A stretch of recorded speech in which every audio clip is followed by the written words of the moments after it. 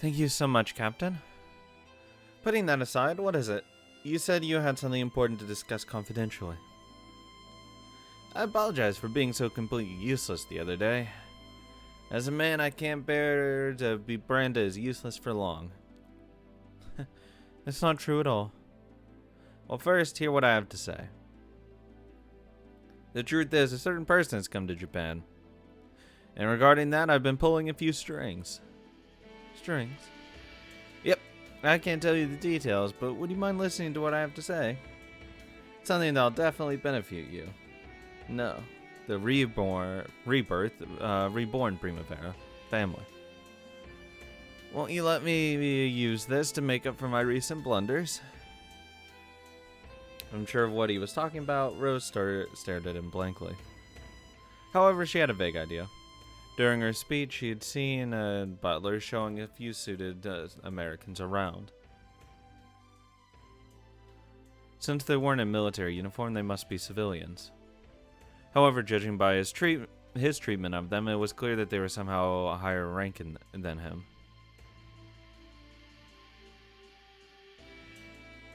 Rose hadn't recognized any of them. When Butler nodded to his aide, an old, stout American appeared from the corridor. The quality of the suits of his bodyguards were a clear sign of his status. Sir, this is Madame Rose. It's the President of the United States. Welcome to Primavera, sir. I'm Rose Hibara. Pleasure to meet you, Rose. I heard your speech. I found it truly magnificent. Fucking generals. Thank you very much, sir. I'm honored by your words. Your English is splendid. I can see that you were raised well. Rose, do you remember the Peter McDowell incident? Yes, I remember. So, this man is... Mr. McDowell, the lieutenant's grandfather. Or shall I introduce him as Don McDowell of the McDowell family? He was the Don of a powerful and well-known family on the east coast of America. Never mind, just mafia. She remembered well from the incident with the lieutenant that had enough influence to scare the top officers in City 23 occupying forces. Oh, I don't want to mislead you, madam. I came to Japan for purely personal reasons. I'm not here as the Don of the family. I made special arrangements for this trip so I could meet the woman who protected the honor of my grandson and his future wife. I thank you for what you've done, madam. Thanks to you, my grandson did not have to end up as shameful a man who abandoned his fiancée. You protected the honor of my family. I never forget a favor done for my family. Thank you very much, Mr. McDowell. However, let me say this for the sake of Lieutenant McDowell's honor. He certainly wasn't a dishonorable or shameful man. He fought bravely until the end for the sake of his future wife. All I did was help settle the debt that stood in the way of their love. I've never been so rude as to ignore a favor done for my family. I've wanted nothing more than to return the favor. In the meantime, this Captain Butler here has let me in on a very intriguing story. Butler grinned and winked. Here you seek the special offers window for public projects involving the City 23 and Tokyo Metropolis. Metropolis? Yeah, okay. It's a strange coincidence, but it just so happens that my family owns a portion of that window. If you'd be willing to become friends with me, I'm prepared to seriously look into the proposition of lending you that privilege to you. It should be possible to trade the special offers windows owned by our other families for those we possess in other cities. If we gather those together, you should be able to control most of the ones for City 23. Rose couldn't help but be astounded, but at the sudden offer she hadn't even wished for. Yeah, it's almost like helping other people ends up helping you in other situations. Something that Caleb had wanted so much and gone to such lengths to obtain. Of course, an offer this wonderful hadn't just popped out of nowhere. Butler had set it all up. To the high-ranking members of the City 23 occupying forces, the 50 million cash they cheated out of Caleb was dirty pocket change. They couldn't afford to let it grow into a scandal. Butler realized that he might easily be used as a scapegoat, so he could quietly sold this information to McDowell. As a result, Don McDowell had gotten his hands on half of those $50 million. On top of that, he had made a proposal regarding the deal for that special offers window. Butler had explained the data showing that while the amount of Tokyo restoration money was still on the rise, it would shrink rapidly over the next few years. Nice. In a decade, there wouldn't be any of it left at all. In that case, it was best to sell off the special offers window before their value suddenly dropped. On top of that, Madame Rose was interested in obtaining the special offers windows, and was in possession of a significant amount of cash. Right now, it would still be possible to sell them off at a high price. Stock exchanging. On top of that, this would settle the debt from the lieutenant incident, killing two birds with one stone. That was how Butler sold it. There's no way someone of a family Don's stature would come all the way out to this remote country just to thank someone who helped his grandson. In other words, it was one of those backroom deals that were Butler's specialty. Look, we can just accumulate wealth in a couple years, and we can just improve our ship. But, whatever. And you can, with that extra wealth, learn English and get other jobs as well. What you said in your speech was true. People ought to save their family first and their neighbors second. As sad as it may be, humans have a desire to take their neighbors' wealth and push their troubles onto their neighbors. If we could only be freed from that, putting our country who are our comrades and countrymen first. Not only would humanity be freed from the irrationalities of poverty and inequality, but we should be able to build a magnificent, prosperous human society that respects each other's cultures. Yes, the Mafia is quite known for that. I pray that you become the embodiment of that dream in this far eastern country. Don McDowell, Madame Rose, I'm sure that we will become good friends. Don McDowell rose to his feet and stuck out his hand. Madame Rose also stood up, and the two wordlessly shook hands. I'll take it. It's whatever. Mafia ties are really valuable. Fuck it. After that, the Primavera family took control of the City 23 special offers windows and brought prosperity. By now, those ideals Madame Rose had spoken of were far more than cheap talk. She had obtained the wealth, influence, and force needed to make a reality. And of course, she was prepared to take any dirtiness upon herself. Afterwards, Rose, along with Richard and the others, built up their organization and foundation as a family. In the criminal underworld, they were the Primavera family. Under the light of day, they founded an organization known as the Primavera Society for the Mutual Aid of Our Countrymen. PSMAC. Cool. Wait, really? Okay. Then they stuck to their philosophy by acting as an organization for the protection of their countrymen, clearly setting themselves apart from the Caleb family. As a natural result, the Primavera family received a gracious welcome from the Japanese city folk, as a new power willing to protect the society of their countrymen. I mean, yeah, until the money goes away, then it's like, then they'll complain. But this is when we need to start reinvesting into our own places, not just getting wealth. Leo, as a special advisor, was able to give plenty of precious advice for running an organization, and became a powerful coordinator to the reborn Primavera, like investing in supply lines for food, to get cheaper food into it so you don't have to go through middlemen, probably Japanese farms. You could send money to them, they can build up their farms again, and then they send back cheap food. In addition, his influence as a legendary man of the Belton Plaza Hotel gunfight gave him plenty of charisma among the underworld men. Not all members of the underworld think based on money or logic. For those people, Leo's legend must have been something that could force them to submit. The way they managed to avoid all inner conflicts and rebellion during this fragile foundation building period couldn't be explained by Richard's talents alone. Also, the fact that the families from other cities were never able to interfere during this fragile time was a sign of the fear his charisma inspired.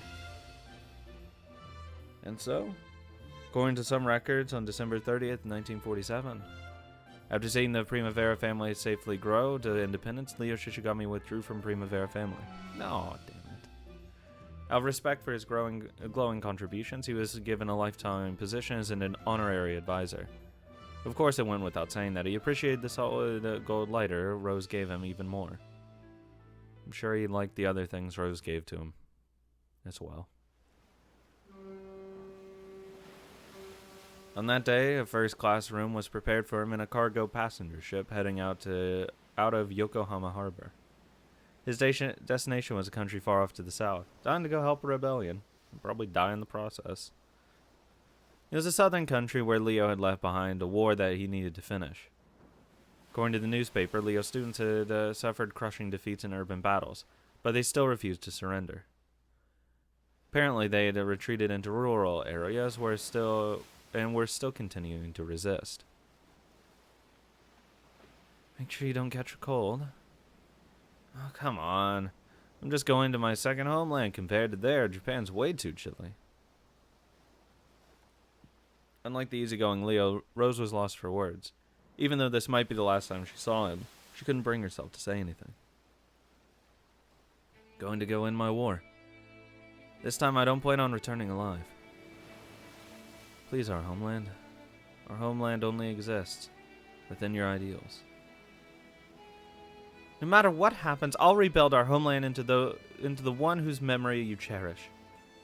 Maybe not with the wooden row houses and tiled roofs, but I will build the sort of city you'd expect in the good old days, where people live by kindly helping each other out.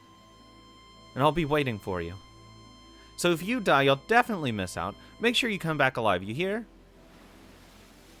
Sounds like I'd really be ashamed if I died. And I'll become a much more attractive woman. A woman so splendid that no one will ever say, "Weren't you a lady of the evening once?" Nah, don't worry about that. That's more my style anyway. King! Yes! True. Then I'll always stay like this. I'll always remain the way you like me, Leo. So make sure you come back. If you don't, I might fall in love with someone else. Really? Well, I'm over there. I'll never love anyone but you, Rose. Then I'll do the same. I'll only love you, Leo. She's the best. Sounds nice. People hear that before going off to war always seem to come back alive. Don't worry. That good look charm you gave me last night, it'll definitely work. It sure will. All women have magic in them, after all. Fucking magic pussy. Hell yes, brother. The hands of the clock showed that the time of their parting was near. The two silhouettes joined amidst the coming and going passengers. Nothing except the steam whistle could have driven them apart.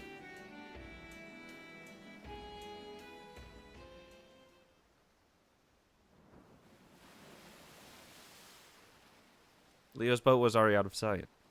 Rose kept on watching it go, but Richard told her she'd freeze if she stayed any longer, and she went back. He'll be back. It's fucking Leo, dog. He's fine.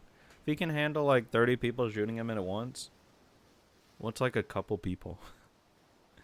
The fighting's supposed to be pretty fierce over there. It's no use trying to get him to stop. That's his war after all. It'll be fine. He's a man of legend, Leo Shichigami.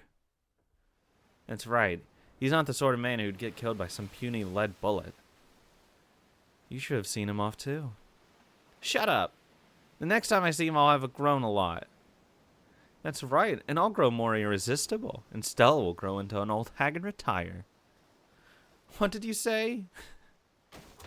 Fucking God. Hey, could you give that a rest? The two of them are coming back.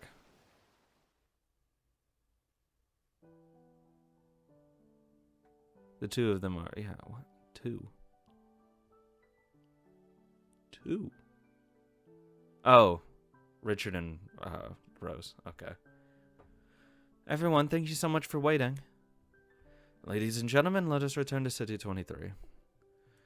Now the future of our countrymen in City 23 has truly been left in our hands. Now's when the true fight begins. I'll take the lead, so please lend me your strength. Of course, we'll stick with you wherever you go. Let's make one hell of a city to give Leo a shock. And we've got to make the club prosper a whole bunch more. And brother's gotta make tons and tons more money, right? Naturally, for the sake of Primavera and the children of the future. Thank you so much, everyone. There's something Leo told me earlier.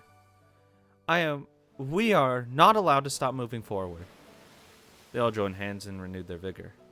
They weren't allowed to stop moving forward. After all, Primavera had taken its first step. We don't end here. We're gonna win. We're gonna kill everyone. We're gonna take back Tokyo. Then we're gonna take back the next city. And then the next. More importantly, I'm starving. Let's go get some food. Well, we just passed a pet shop. I'm sure they'll sell you some food. What do you say? Your house is one that smells like wild animal. I just saw a King Burger sign. Fucking Burger King. Let's go there. If you have no objections, would that be suitable, Rose? Out of respect for the culture of our countrymen, we'd better go somewhere with soba and udon. Fold in American culture. What? Loser. Not bad. After all, we've got noodles flowing through our veins. Laughing, they all got into the car. Leo was gone, Caleb was gone, and a new era was coming to City 23. Come, let us begin. We are the Primavera family. A new era, containing way worse, because now we're fucked and don't have Leo. How much did my my score go down?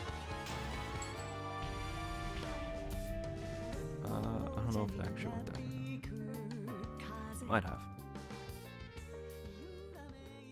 It'll just depend if next fight's really easy. Oh, hey, John. Who we still haven't seen yet.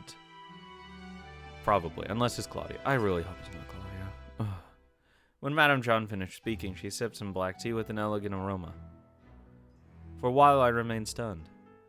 Though I'd been called here this morning, it was only around noon now. And I felt dazed, as though I'd finished watching a half-day-long movie. It was the length of one. Julie, you must be tired. Why don't we have lunch? Ah, yes, no. It's not as though I'm tired or anything. Still, when the people involved wrote about the nighttime incident of the roses and guns, they said it was carried out under your leadership, right? Madame Rose's name had not been left behind in history. All of her great works had been rewritten as accomplishments of Madame Jean, because Madame Rose hadn't wanted her own name written into history. After all, it was an era without the internet or those smart, whatchamacallit we have now. All it took was a little convincing of the people involved, and you could rewrite history all you liked. Furthermore, it wasn't surface history, it was the dark history of the underworld, which made it even easier. However, neither we nor they were ever let our respect for Rose dip in the slightest. So we at least left a sign, only in the name of the incident, however. The nighttime incidents of roses and guns. I see. Obviously. According to the later research in the nighttime incident of roses and guns, the victory in the war depended not on military strength, but by gaining the backing of America and China through careful preparation. Honest to God, was it? Well, I mean, outside of, getting money, but, was it needed for the Americans? However, after hearing Madame John's story, I sort of felt as though that needed to be revised somewhat. Because Madame Rose stood up on her own, she was able to get the backing of the Americans and the Chinese. Who would ever involve themselves in a war on the side of someone unwilling to get their own hands dirty? As proof, both Butler and Lee had actually supported Caleb during the time Primavera lacked the will to go to war. Heaven helps those who help themselves. The famous phrase is from the start of Samuel Smiles' Self-Help, written in 1859. In other words, the fools who won't make an effort to save themselves will be destroyed. In the previous century, it was the habit of Japanese ladies and gentlemen to refuse to get their own hands dirty, to play dumb and refuse to look trouble in the eye. And they were destroyed. Those of us living as a minority in the 21st century are surely paying the price for their arrogance in the last century. Oops, better be careful. If I keep thinking about this and write it in a column, I might be branded as a nationalist. All I want is to pass a normal review and get my normal salary and bonuses and paid acknowledgements. I don't think you're a nationalist if you, like, shit on your country. But whatever. December 31st, 2012. Yesterday was the 67th anniversary of the day Leo Shishigami left Japan. I, Hayashibira Julie, had been called to Madame John's residence once again. I was listening to her stories again. By the way, I had planned to go on to my family's house for New Year's Day tomorrow. Not anymore. After giving my parents New Year's greetings and apologizing for not bringing a husband candidate for yet another year running, I plan to borrow a room to go there through today's manuscript. Poor Julie. Julie, get that man. The Night of Legend. End.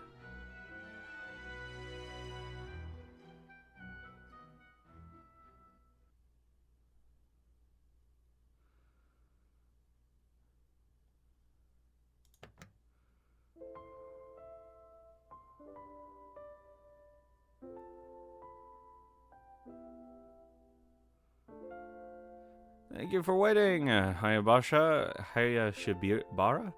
This way, please.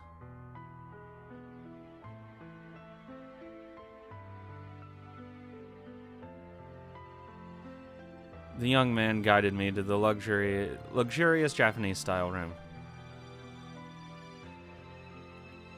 I knew it was like that to see a tea room in a cultural exhibit, but this was the first time I had seen one in actually use in someone.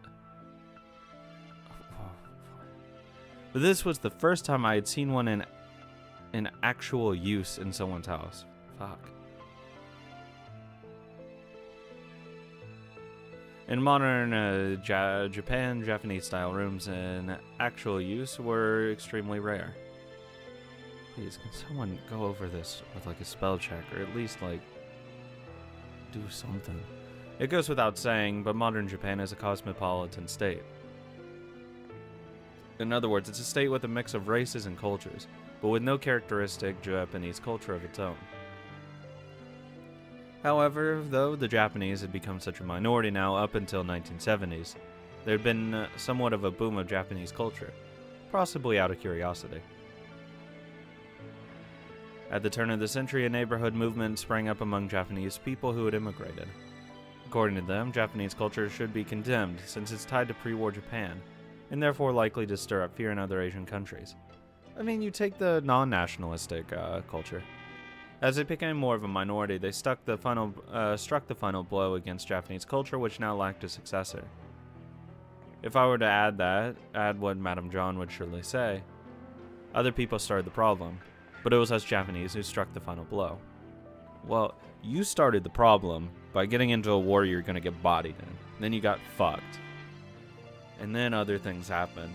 So you were both the cause and the ending blow. You ain't gonna get over here. A portion of the Japanese senators who wanted immigrant votes voiced their support for this. They stepped forward to take up the flag on expelling Japanese culture. As a result, Japanese buildings across the country had been protected as cultural assets, had their fundings cuts, and were demolished. Several traditional buildings that were once called vital cultural assets were torn down by heavy machinery. Japanese people stood on the wreckage of their ancestors' culture and spoke of the dawn of a new age, making the peace sign and showing off how cosmopolitan they were. On top of that, an unwritten rule began to grow, stating that Japanese-style designs was inappropriate for public facilities. Just the other day, there was an uproar at the breaking-in ceremony of a nearby public office. The design of part of the wallpaper looked Japanese, and they were forced to redo it. So now it's customary to do everything in a Western style to avoid fear of criticism. And in an era like this, it's probably safe to say that only Madame John could have built a Japanese-style mansion like this, right in the middle of Tokyo. To be honest, that was partly why I felt enormous pressure of being in an orthodox Japanese-style room like this. Is this your first time in a Japanese-style room? Didn't they have one at the Chinese-Japanese Cultural Missionary? Well, more or less. But I've never seen one authentic, and... Yes, to you, it must look like a room where corrupt politicians plot their conspiracies. No, not at all. I would never... Oh, it's also right on the mark. It's because this era's background, the Japanese room, a piece of Japanese culture, had an extremely negative image in modern times. These days, you would never see Japanese rooms except on TV dramas. Even then, it was always shown as a demon's abode, the place where the big villain lured the strings of the Japan's dark side. It was the same in video games. In RPGs and FPSs, it was normal for Japanese mansions to be the final stage, or for the Japanese people to be the final boss. Well, that's awkward. In Raging Quest, KOD, and Zombie Hazard, the mastermind was always Japanese. Huh. Nothing like, pressures.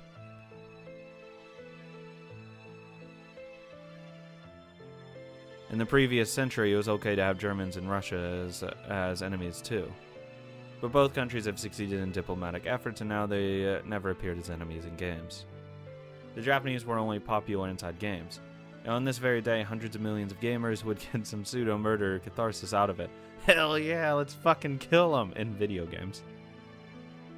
Though personally, I've gotten sick and tired of Japanese last bosses plotting a revival of the Empire. So as a gamer, gamer girl hours, myself, I was a bit overwhelmed at being guided to a room that looked like a final boss's lair. Gamer girl hours. Without letting that faze me, I enjoyed a precious Japanese lunch. Out of all, the sashimi was a particularly precious experience. Oh, can young people these days not handle sashimi? Oh, please forgive me. I wouldn't mind if it were cooked, but raw fish is a bit scary to me. Agreed. 100%. I can never eat, like, raw food. It just looks gross. I knew that sashimi was a bit of a culture that existed in old Japan. How astounding. Just a mere century ago, our Japan had raw fish as a part of its staple diet.